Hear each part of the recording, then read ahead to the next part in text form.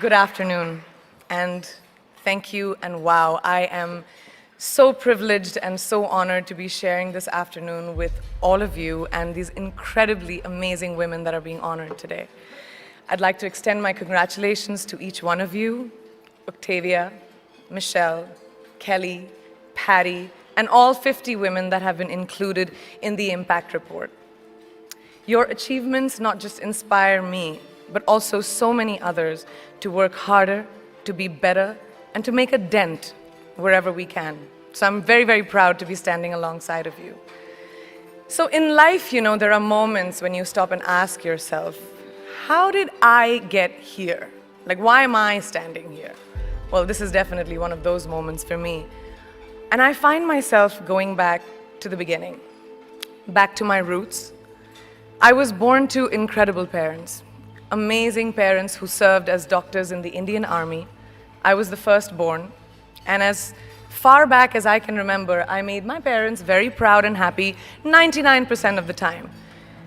Okay, slight exaggerations of personal achievements are allowed from time to time, don't you think? My brother was born a few years later, and even then, nothing changed for me.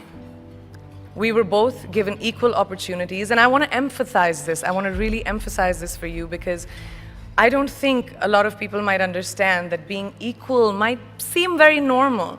But where I come from, India, and a lot of developing countries around the world, more often than not, this is an exception.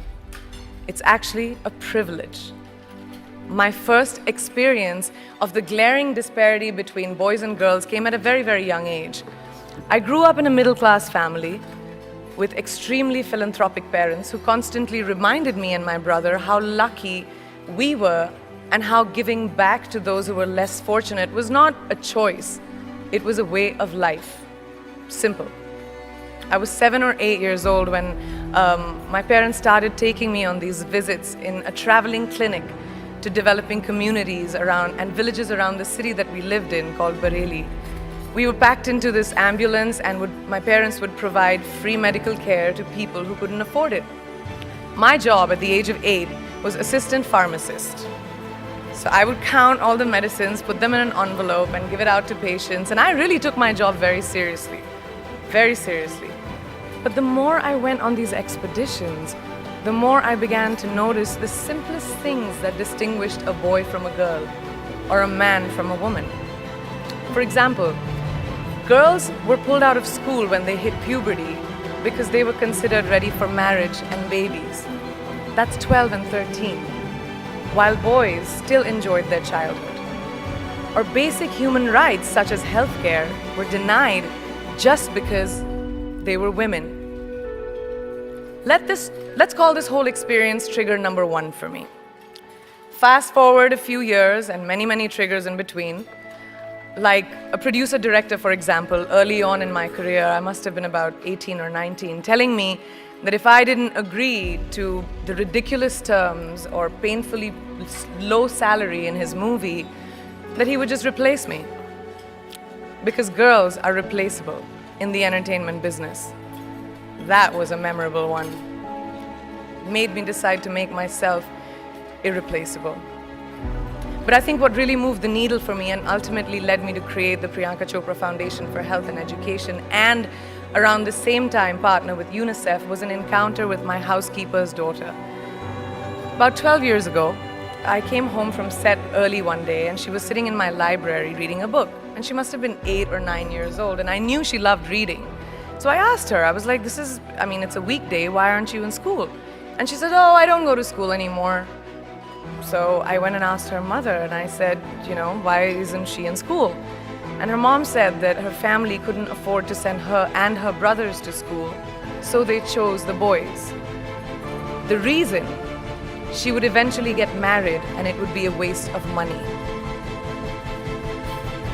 I was completely blown, and it shook me to my core.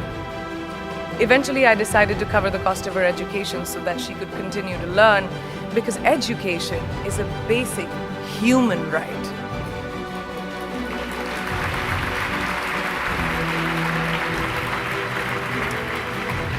And a huge necessity, especially today.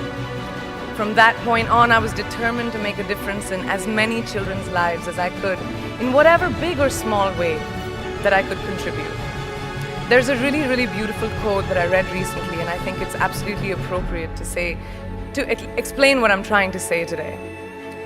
The hand that rocks the cradle, the procreator, the mother of tomorrow, a woman shapes the destiny of civilization.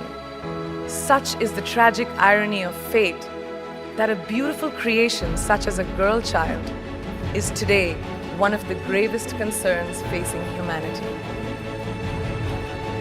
Girls have the power to change the world. It is a fact, and yet today, girls are more likely than boys never to set foot in a classroom, despite of all the efforts and progress made over the last 2 decades. I'm just going to give you a stat, more than 15 million girls of primary school age will never learn how to read or write, compared to 10 million boys. Primary school, it's the beginning of our future.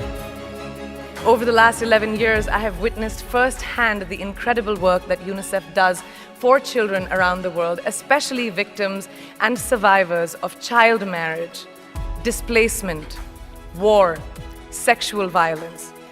But there is still so much work to do.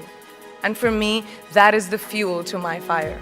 The reason I'm so committed to this cause, and that is where my passion stems from, because I know that a girl's education not just empowers families, but communities and economies.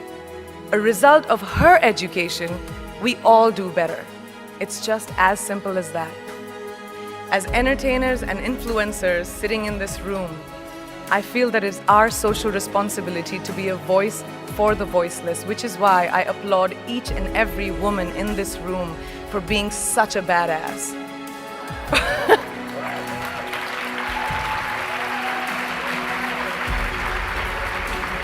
For using your platform and your voice to contribute to change, and for ensuring that there is not even one lost generation as long as we are alive. I'd like to thank Variety and all of you for encouraging me and all of us in this room to keep going and fighting on. Thank you so much.